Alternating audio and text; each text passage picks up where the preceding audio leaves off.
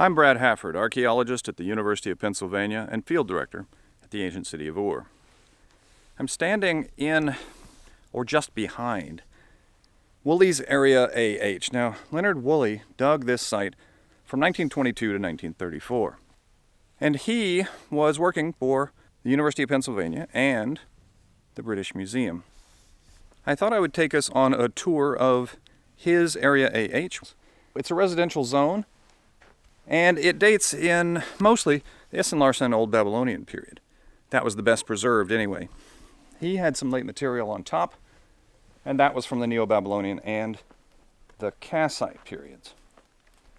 Well, right now, I'm coming down right along the edge of what we call, or most people call, the House of Abraham. Now that is misleading. Woolley's term AH for the whole area did stand for Abraham's housing, just like the area that we were in, NH, stood for Nebuchadnezzar's housing. And that's just because it was the general time period. So he thought that this was when Abraham might have lived here, but there was no evidence of it at all.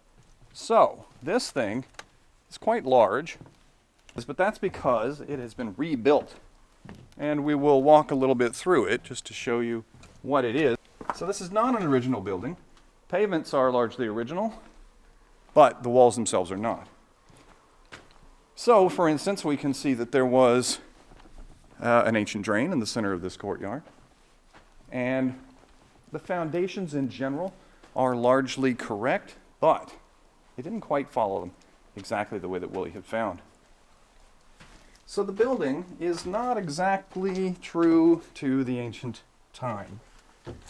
And it's misleading to call it Abraham's house because people want to believe that the prophet Abraham lived right here. Most people don't even know that, in fact, it's completely rebuilt. So, I'm going to take us into the stuff that isn't rebuilt and talk a bit about what Woolley found. Where we are now is along what he called Paternoster Row. He gave names to the streets in this zone, just like it would be in an Old English town. So, Paternoster Row was a very long and winding street, and you can see that we are following it. They have put a pavement of sorts down here for tourists. I guess I wish that more people knew that this was reconstructed, though. But over here we can see some of the original mud brick, and you can see just how it weathers away. So, baked brick down below, and then they would build with mud brick up top. And so that face would have been straight. The whole thing could have been plastered. Then you wouldn't see the difference really between the baked and the mud. The reason they use the baked brick is so that water that filters down along the plastered surface won't gather at the base and eat away the brick, because the baked brick is much harder. If you eat away your lowest course, your whole wall is going to tumble. And they knew that. So they built with what's called a damp course. They would dig down a bit and they would put in some brick. But at Ur, they use more than just a damp course. They use many, many courses. So you can see that baked brick extends sometimes up to 20 courses. And that is a lot of expenditure of energy. It takes a lot of fuel, a lot of time to make those bricks. So Ur had a lot of wealth. It's one of the indications of it is the fact that they're using so much baked brick. Now, it's really hard to see because so much dirt has washed in, and as you can see that it is collapsing. And conservation is very necessary here. Definitely talking about it. It's so hard to make sure that all of this stays up, and of course, much of it over the past 100 years has collapsed. We're standing in what Woolley called Carfax, and that was a confluence of many streets. So Paternoster Row we just came off of. The one over here is what he called Store Street. All the way down there, it's still got a lot of reconstructed buildings in it. They didn't reconstruct them as high, but you can see the concrete on top of them. This is all modern reconstruction. That was done around the year 2000 when Pope John Paul was supposed to come out here. He never did. Pope Francis made it 20 years later. So now we're going to come off of Carfax and we're going to walk down what Woolley called Straight Street. I'm going to show you a shot down Straight Street and you can see why he called it Straight Street, because it is quite straight. Most of these were very winding, and so this one he thought, it's somewhat unusual. It's so straight. Now, we're not near the street level. This is all collapse and wash, soil that has washed in since Woolley left. And as we take the rise here, we can see the ziggurat in the distance. Now, it's somewhat tough going here because the soil is kind of crunchy. It's got a lot of salt in it, so it makes this coating on top of it. We're on the edge of a building. It's too bad we can't really see it anymore. There's not much left. There's a bit in here. Up in here as well. What that Woolley called number 1 Church Lane and number 1 Straight Street. It was a chapel, a community chapel of sorts. It was different than the other buildings in that it had a largely religious purpose. There was an area where they had a lot of offerings of figurines and things like this, and the layout was different from your standard house. So neighborhoods may have been organized around these chapels. So there were 4 or 5 within the 50 buildings that he dug here in AH.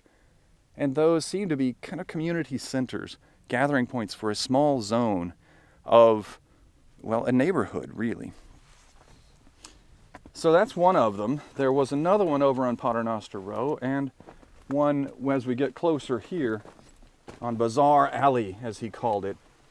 So not all of the street names came from English cities. In fact, some of them he named because he thought that things were going on, like Store Street. He thought there were stores on them, and Bazaar Alley, he also thought there were stores on them.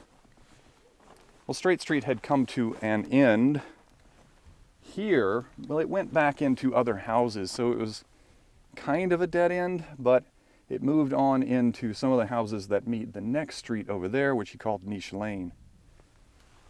It's going to be a little difficult to cross those, but let's try that.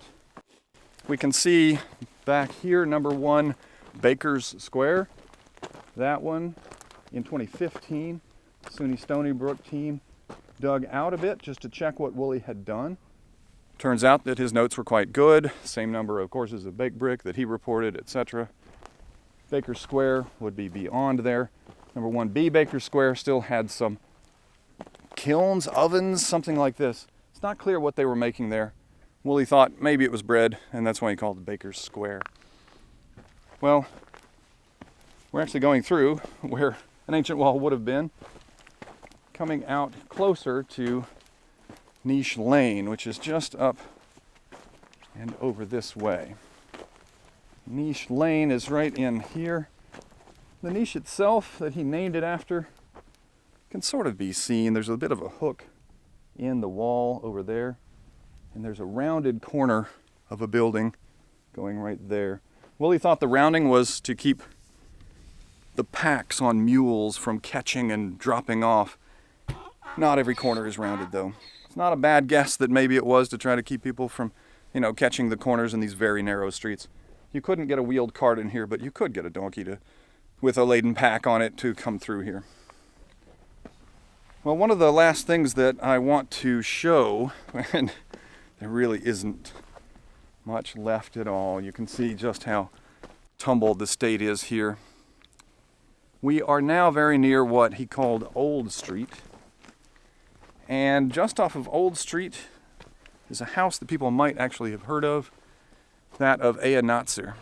Aya-natsu was a merchant.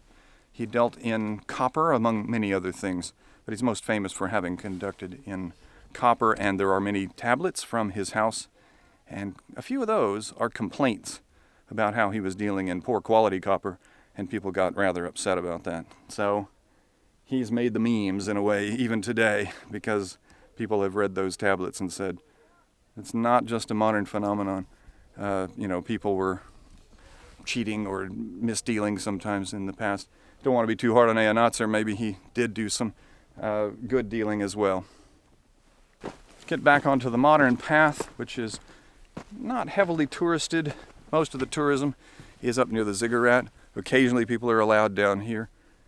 We are at the edge of Church Lane now, and there are buildings here. There's a modern building there. This is a guardhouse. But you can see that it's a complicated area. It's a very interesting area. The domestic houses of the everyday people from the Old Babylonian period, somewhere around 1800 BCE, or is destroyed and largely abandoned around 1739 BCE. I hope you've enjoyed this tour, and I hope that you will check Artifactually Speaking again in the near future. I'm Brad Hafford. See you then.